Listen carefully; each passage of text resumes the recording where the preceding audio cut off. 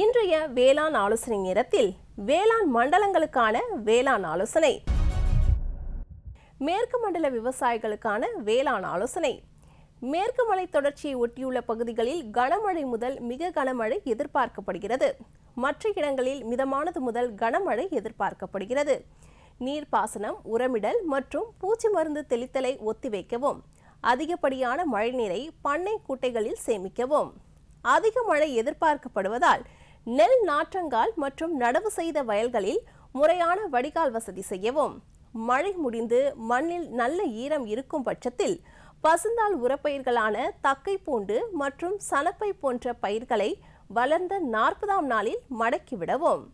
மக்காச்சோளத்தில் போதுமான வடிகால் வசதி செய்யவும். மக்காச்சோளத்தில் படைப்புழு தாக்கம் காணப்பட்டால் மழை நின்ற பிறகு 1 ஏக்கருக்கு ஸ்பெனாட்ரம் 11.70% SC 250 மில்லி தெளிக்கவும். மலையை ஒட்டிய பகுதிகளில் கனமழை எதிர்பார்க்கப்படுவதால் நடவு செய்தலை ஒத்திவைக்கவும். அதிக மழை எதிர்பார்க்கப்படுவதால் தக்காளி நடவு செய்தலை ஒத்திவைக்கவும். நடவு செய்த வயல்களில் போதுமான வடிகால் வசதி செய்யவும். வாடல் நோய் தாக்கம் காணப்படின் பாதிக்கப்பட்ட பயிரை அகற்றிய பின் ட்ரைகோடெர்மா விரிடி 2.5 கிலோவை 250 கிலோ எருவுடன் கலந்து இடவும். காவிரி டெல்டா மண்டல விவசாயிகளுக்கான வேளாண் ஆலோசனை. நெல் குறுவை நாற்றங்காலில் குலை நோயின் ஆரம்ப அறிகுறிகள் முதலில் கருப்பு நிற எல் வடிவத்தில் தென்படும்.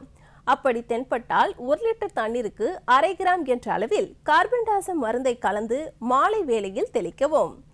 தற்போது நிலவும் வானிலையை பயன்படுத்தி அறுவடை நிலையில் இருக்கும் கோடை நெற்பயிரை அறுவடை செய்யவும். தென்னையில் குறும்பை கொட்டுதலை தவிர்ப்பதற்கு மரம் ஒன்றிற்கு 200 மில்லி லிட்டர் தென்னை டானிக்கை வேர் மூலம் கொடுக்கவும். வாழை மரங்கள் காற்றினால் சாயாமல் இருக்க வாழை மரங்களுக்கு முட்டு கொடுத்து பாதுகாக்கவும். வெப்பநிலை அதிகரிப்பதால் கொட்டகையின் மேற்கூரையின் மீது தென்னங்கீற்று அல்லது வைக்கோல் பரப்பி அதன் மீது தண்ணீர் தெளிப்பதன் மூலம் கால்நடைகளை வெப்ப தாக்கத்திலிருந்து பாதுகாக்கலாம். காற்றின் வெப்பநிலை 35 டிகிரி செல்சியஸிற்கு மேல் அதிகரிக்கும் போது கறவை மாடுகளின் தண்ணீர் குடிக்கும் அளவு அதிகமாவதோடு உலர்பொருள் உட்கொள்ளும் அளவு குறையும். இதனால் பால் உற்பத்தி குறைய தொடங்கும்.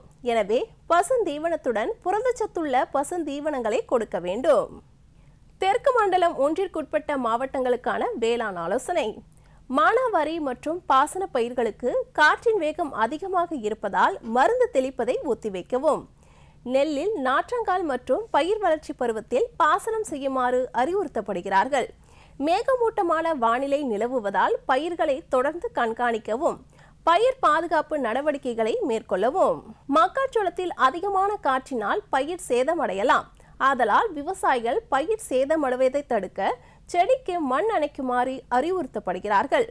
நோய் மற்றும் பூச்சி தாக்கத்திற்கு வாய்ப்புள்ள காரணத்தால் அன்றாடம் பயிர்களை பார்வையிட்டு தக்க நடவடிக்கை மேற்கொள்ளவும்.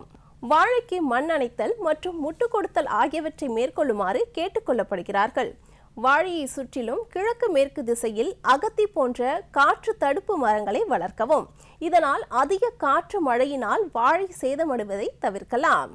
கரும்பில் நன்கு வளர்ந்த பருவத்தில் மிதமான மழை பெறப்பட்டால் உரமிட்டு மண் அணைக்கவும். தெற்கு மண்டலம் 2ற்குட்பட்ட மாவட்ட விவசாயிகளுக்கான வேளாண் ஆலோசனை. நெல் பயிரை தாக்கும் குருத்து ஈக்களின் தாக்குதல் பரவலாக தென்பட வாய்ப்புள்ளது. இவ்வகை ஈக்களின் தாக்குதலால் நெற்பயிரில் மஞ்சள் கலந்த வெள்ளை நிற நீலவாட்டு கொப்பளங்கள் துளையுடன் காணப்படும். இலைகள் சுருங்கி பயிர்கள் வளர்ச்சி குன்றியும் இளம் இலைகளின் நுனிப்பகுதி கீழ்ப்புறமாக தொங்கியும் காணப்படும். வயல்களில் மாற்று சார்பு செடிகளை அகற்ற வேண்டும். பரிந்துரைக்கப்பட்ட சாம்பல் சத்து உரத்தை இட வேண்டும். மேலும் 1 ஏக்கருக்கு 350 மில்லி என்ற அளவில் புரோபபெசின் என்ற பூச்சிக்கொல்லியை தெளித்து கட்டுப்படுத்தலாம். தற்போது வாழையில் சாம்பல் சத்து பற்றாக்குறை பரவலாக தென்படுகின்றது. இவ்வகை சத்து பற்றாக்குறையின் அறிகுறியாக முதிர்ந்த இலைகள் நுனியிலிருந்து வெளுத்தும் இலையின் ஓரங்கள் காய்ந்தும் உள்நோக்கி சுருண்டும் காணப்படும். இதனை நிவர்த்தி செய்ய 1 லிட்டர் தண்ணீரில் 10 கிராம் பொட்டாசியம் குளோரைட் கரைத்து இலை வழியாக 10 நாட்களுக்கு ஒரு முறை அறிகுறிகள் மறையும் வரை தெளிக்க வேண்டும். பருத்தி சாகுபடிக்கு தயாராகும் விவசாயிகள் நடவிற்கு முன்பாக பருத்தி விதைகளை கொண்டு விதை முலாம் தயாரிப்பது நல்ல பயனை அளிக்கும்.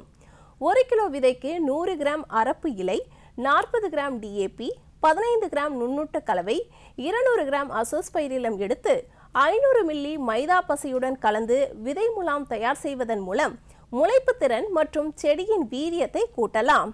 விதைகளை 3 சென்டிமீட்டர் ஆழத்தில் குழிகளில் ஊன்ற வேண்டும். அடுத்த சில நாட்களுக்கு அதிக மழை எதிர்பார்க்கப்படுவதால் தென்னையில் காய்ந்த மற்றும் முதிர்ந்த காய்களை பறிப்பதுடன் பழைய காய்ந்த மட்டைகளை அகற்றிவிடவும் முறையான வடிகால் வசதியினை ஏற்படுத்த வேண்டும். ஆடிப்பட்டத்தில் தக்காளி பயிர் சாகுபடி செய்ய திட்டமிடும் விவசாயிகள் தக்காளி நடவு செய்வதற்கு முன்பாக, அதாவது கடைசி உழவின் போது 1 ஏக்கருக்கு 10 டன் என்ற அளவில் மக்கிய தொழு உரத்தினை அடியுரமாக இட்டு நடவு செய்யுமாறு கேட்டுக்கொள்ளப்படுகிறார்கள். மருந்து தெளிக்கும் வேலையினை மழை இல்லாத நாட்களில் மேற்கொள்ளவும். கத்திரி பயிரில் வெள்ளை ஈக்களின் தாக்குதல் அதிகமாக இருக்கும். இதனை கட்டுப்படுத்த மஞ்சள் நிற ஒட்டும் பொறி அட்டைகளை ஏக்கருக்கு 5 என்ற வீதத்தில் வைக்க வேண்டும். மேலும் 1 லிட்டர் தண்ணீருடன் 3 மில்லி வேப்ப எண்ணெயை கலந்து அதனுடன் 1 மில்லி டீபால் என்ற ஒட்டும் திரவம் சேர்த்து தெளிக்க வேண்டும். மிளகாய் பயிரில் விதை நேர்த்தி செய்தல் மிகவும் அவசியமாகும். விதை மூலம் பரவும் நுனிக்கருகள் நோய், பழமழுகல் நோய் ஆகியவற்றை கட்டுப்படுத்த 1 கிலோ விதைக்கு ட்ரைகோடெர்மா விரிடி 10 கிராம் மற்றும் 10 கிராம் சூடோமோனஸ் ஃப்ளோரசன்ஸ் வீதம் கலந்து தெளிக்க வேண்டும். தற்போது நிலவி வரும் பருவ சூழ்நிலையில் உளுந்து பயிரில் தண்டு சொறி தாக்குதல் பரவலாக தென்படுகின்றது. நோயின் அறிகுறியானது 4 வாரமான உளுந்து பயிரில் வெள்ளை நிற சொறி தண்டின் அடிப்புறத்தில் தோன்றும்.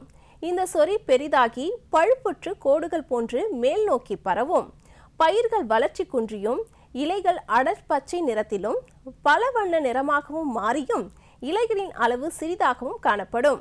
தாக்கப்பட்ட செடிகளின் இலைகள் திடீரென்று காய்ந்து உதிர்ந்துவிடும். மேலும் பூத்தல் மற்றும் காய்த்தல் பெருமளவு குறைந்துவிடும். இதனை கட்டுப்படுத்த 10 லிட்டர் தண்ணீருக்கு 40 gram Trichoderma viride, 40 gram Pseudomonas ஆகியவைகளுடன் 20 மில்லி கோழி முட்டையின் வெள்ளைக்கரு கலந்து தெளிக்க வேண்டும். மல்லிகை பூ பயிரில் ஆங்காங்கே ஊட்டச்சத்து குறைபாடு காணப்படுகிறது. மல்லிகை மலர் தோட்டங்களில் நன்கு மக்கிய தொழு உரம் இடுவது நல்ல பலனை கொடுக்கும். மலை பிரதேச மண்டல விவசாயிகளுக்கான வேளாண் ஆலோசனை. பூண்டு பயிரில் ஃபிசேரியம் அழுகல் நோயை கட்டுப்படுத்த 1 லிட்டர் தண்ணீரில் கார்பன்டாசம் 1 கிராம் அல்லது காப்பர் ஆக்சிக்ளோரைட் 2.5 கிராம் என்ற அளவில் மழை இல்லாத நேரங்களில் மண்ணில் ஊற்ற வேண்டும். குறுமிளகு வாடல் நோயை கட்டுப்படுத்த 1 செடிக்கு ட்ரைகோடெர்மா ஆஸ்பெரிலம் அல்லது பேசிலஸ் சப்டிலஸ் 25 கிராம் மற்றும் வேப்பம் புண்ணாக்கு 500 கிராம் மழை இல்லாத நேரங்களில் இட வேண்டும். உருளைக்கிழங்கு பயிரில் இலைக்கருகள் நோயை கட்டுப்படுத்த 1 லிட்டர் தண்ணீரில் நடவு செய்த 45, 60 மற்றும் 75 நாட்களில் மேங்கோசெப் 2 கிராம் அல்லது குளோரோதலோனில் 2 கிராம் என்ற அளவில் இலை வழியாக மழை இல்லாத நேரங்களில் தெளிக்க வேண்டும். மின்னல் மற்றும் இடியுடன் கூடிய மழையிலிருந்து கால்நடைகளை பாதுகாக்கவும். வெளியில் மேய அனுமதிக்காதீர்கள். மின் கம்பங்கள் மற்றும் மரங்களுக்கு அடியில் கால்நடைகளை கட்ட வேண்டாம். உள்ளூர் கால்நடை மருத்துவருடன் கலந்து ஆலோசித்து கால்நடைகளுக்கு பருவகால நோய்களுக்கு எதிராக தடுப்பூசி போடவும். வடமேற்கு மண்டல விவசாயிகளுக்கான வேளாண் ஆலோசனை. கரும்பு பயிரில் நுண்ணூட்டச்சத்து பற்றாக்குறையை நீக்கி மகசூலை அதிகரிக்க கரும்பு பூஸ்டர் ஏக்கருக்கு 1 கிலோ என்ற அளவில் நட்ட 45 நாட்கள் கழித்தும் 1.5 கிலோ என்ற அளவில் 60 நாட்கள் கழித்தும் 2 கிலோ என்ற அளவில் 75 நாட்கள் கழித்தும் 200 லிட்டர் தண்ணீரில் ஒட்டும் திரவத்துடன் கலந்து இலை வழியாக தெளிக்க வேண்டும். தென்னை சாகுபடி செய்துள்ள விவசாயிகள் கவனத்திற்கு. தற்போது நிலவி வரும் தட்பவெப்ப சூழ்நிலையில் மொட்டு அழுகல் நோய் இளம் கன்றுகளில் தென்படுகிறது. இதனை கட்டுப்படுத்த காப்பர் ஆக்சிக்ளோரைட் 1 லிட்டர் தண்ணீருக்கு 5 கிராம் வீதம் செடிக்கு செடி ஊற்றவும். தற்போது நிலவி வரும் தட்பவெப்ப சூழ்நிலையில் மரவள்ளியில் செம்பேன் தாக்குதல் தென்படுகிறது. இதனை கட்டுப்படுத்த இலைவழி தெளிப்பாக 1 லிட்டர் தண்ணீரில் புரோபகிட் என்ற ரசாயன பூச்சிக்கொல்லி மருந்தை 1 லிட்டர் தண்ணீருக்கு 1.5 மில்லி வீதமும் ஒட்டும் திரவம் 1 மில்லியையும் கலந்து தெளிக்கவும். காற்றின் வேகம் தொடர்ந்து அதிகமாக காணப்படுவதால் தீவனம் வீணடிக்கப்படாமல் பாதுகாத்துக் கொள்ளும் வியூகங்களில் பண்ணையாளர்கள் ஈடுபட வேண்டும். இன்னும் 2 மாதங்களுக்கு காற்றின் வேகம் அதிகமாக இருக்கும். தீவன வீரியத்தை தடுக்க தீவனத்தில் சிறிதளவு தாவர எண்ணெயை சேர்க்கலாம்.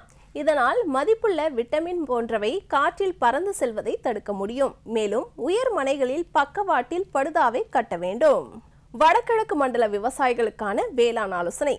தற்பொழுது நிலவி வரும் வானிலையின் காரணமாக நெற்பயிரில் பாக்டீரியா இலைக்கருகள் நோயின் தாக்கம் அதிகமாக காணப்படுகிறது. இதனால் இலைகளின் மேற்பரப்பில் வெள்ளை நிற கோடுகள் காணப்படும். நோயின் தீவிரம் அதிகமாகும் போது கோடுகள் பழுப்பு நிறமாக மாறி காய்ந்துவிடும். இதை கட்டுப்படுத்த ஏக்கருக்கு காப்பர் ஹைட்ராக்சைடு 300 கிராம் என்ற அளவில் தெளிக்கவும். தற்பொழுது நிலவி வரும் சூழ்நிலையில் நெல் நடவு வயலில் இலைப்பேன் தாக்கம் தென்பட்டால் 1 ஏக்கருக்கு தயாமித்தாக்சம் 40 கிராம் அல்லது அசாடிராக்டின் 400 மில்லி லிட்டர் 10,000 ppm என்ற அளவில் தெளிக்கவும். தற்போது நிலவி வரும் வானிலையின் காரணமாக நெற்பயிரில் இலை சுருட்டு புழு தாக்கம் காணப்படுவதால் இதனை கட்டுப்படுத்த 1 ஏக்கருக்கு கார்போசல்ஃபான் 400 மில்லி லிட்டர் அல்லது கார்டாப் ஹைட்ரோகுளோரைடு 600 கிராம் என்ற அளவில் காலை அல்லது மாலை நேரத்தில் தெளிக்கவும். நிலக்கடலை விதைகளை 1 கிலோ விதைக்கு 4 கிராம் ட்ரைகோடெர்மா என்ற அளவில் விதை நேர்த்தி செய்து விதைக்க வேண்டும். நிலக்கடலை பயிர் செய்ய இருக்கும் விவசாயிகள் வேரழுகல் நோயின் தாக்கத்தை கட்டுப்படுத்த கார்பன்டாசம் 2 கிராம் 1 கிலோ விதைக்கு என்ற அளவில் கலந்து விதை நேர்த்தி செய்யவும் அல்லது ட்ரைகோடெர்மா விரிடி 4 கிராம் அல்லது பேசிலஸ் சப்டிலஸ் 10 கிராம் என்ற அளவில் கலந்து விதை நேர்த்தி செய்து பயிரிடலாம். தென்னையில் சுருள் வெள்ளை ஈக்களின் நடமாட்டத்தை கட்டுப்படுத்த மஞ்சள் நிற ஒட்டும் பொறிகள் நீளம் 5 அடி அகலம் 1.5 அடி ஏக்கருக்கு 8 வீதம் 6 அடி உயரத்தில் வைக்க வேண்டும். பசை தடவிய மஞ்சள் நிற பாலத்தின் தாள்களை மரத்தை சுற்றி கட்டி முதிர்ந்த ஈக்களை கவர்ந்து அழிக்கலாம். வெள்ளை ஈக்கள் அதிக அளவு பரவும் போது என்கார்சியா ஒட்டுண்ணிகள், காக்சினெலிட் ஒட்டுண்ணிகள், பொறிவண்டுகள் மற்றும் கிரைசோபெர்லா இறை விழுங்கிகள் ஆகிய நன்மை செய்யும் பூச்சிகள் தோப்புகளில் இயற்கையாகவே உருவாக ஆரம்பிக்கும். என்கார்சியா ஒட்டுண்ணிகள் அதிக அளவு உருவாகி வெள்ளை ஈக்களின் சேதத்தை 40 முதல் 70% அளவிற்கு குறைக்கின்றது. அதிக பாதிப்பின் போது 1 லிட்டர் தண்ணீருக்கு வேப்ப எண்ணெய் 20 மில்லி லிட்டர் அல்லது azadirachtin 1% EC 2 millilitre 1 millilitre ஒட்டும் திரவத்துடன் கலந்து தென்னை ஓலையின் அடிப்புறம் தெளிக்கவும். மாம்பழங்களை அறுவடை செய்யும் போது மேற்பரப்பில் பால் படிவதை தவிர்க்க பழத்துடன் காம்பை 1 சென்டிமீட்டர் விட்டு அறுவடை செய்ய வேண்டும். மேலும் மாம்பழங்கள் சீராக பழுக்கவும் மற்றும் நல்ல நிறத்துடன் காணப்படவும் சில சோடியம் ஹைட்ராக்சைடு துகள்களுடன் பரிந்துரைக்கப்பட்ட எத்தனால் 2 மில்லி லிட்டர் 1 லிட்டர் தண்ணீருடன் சேர்த்து பயன்படுத்தலாம். கத்திரி பயிரில் மாவு பூச்சி தாக்க வாய்ப்புள்ளது. பூச்சிகளை கட்டுப்படுத்த 1 லிட்டர் தண்ணீரில் விவசாயிகள் புரோன்பாஸ் 2 மில்லி லிட்டர் கலந்து தெளித்து கட்டுப்படுத்தலாம். நெல் அறுவடைக்கு பின்னால் எஞ்சியிருக்கும் வைக்கோல் மற்றும் இதர பயிர் கழிவுகளை கால்நடை தீவனமாக்கும் பொருட்டு அவற்றை பாதுகாத்து பதப்படுத்த வேண்டும். வைக்கோல் மற்றும் மக்காச்சோளம் போன்ற தீவன பொருட்களை வெயிலில் உலர வைத்த பின்பு கால்நடைகளுக்கு கொடுப்பதன் மூலம் அப்லாடாக்சின் என்ற நச்சின் தாக்கத்திலிருந்து பாதுகாக்கலாம். அதிக மழை பெறும் மண்டல விவசாயிகளுக்கான வேளாண் ஆலோசனை. வளரும் மிளகு கொடிகளை மரங்களுடன் கட்டிவிடவும். பழவகை மரங்கள் மற்றும் மரவாசனை பயிர்களில் மழை பெய்ய வாய்ப்புள்ளதால் வட்ட பாத்திகள் அமைத்து மழைநீரை சேமிக்கவும். தோட்டக்கலை பயிர்களான வாழை, மிளகு, கிராம்பு, ஜாதிக்காய், லவங்கப்பட்டை மற்றும் தென்னை மரங்களுக்கு பாத்திகள் அமைத்து மக்கிய தென்னை நார் கழிவுகளை இடுவதன் மூலம் மண்ணின் ஈரப்பதத்தை பாதுகாக்கலாம்.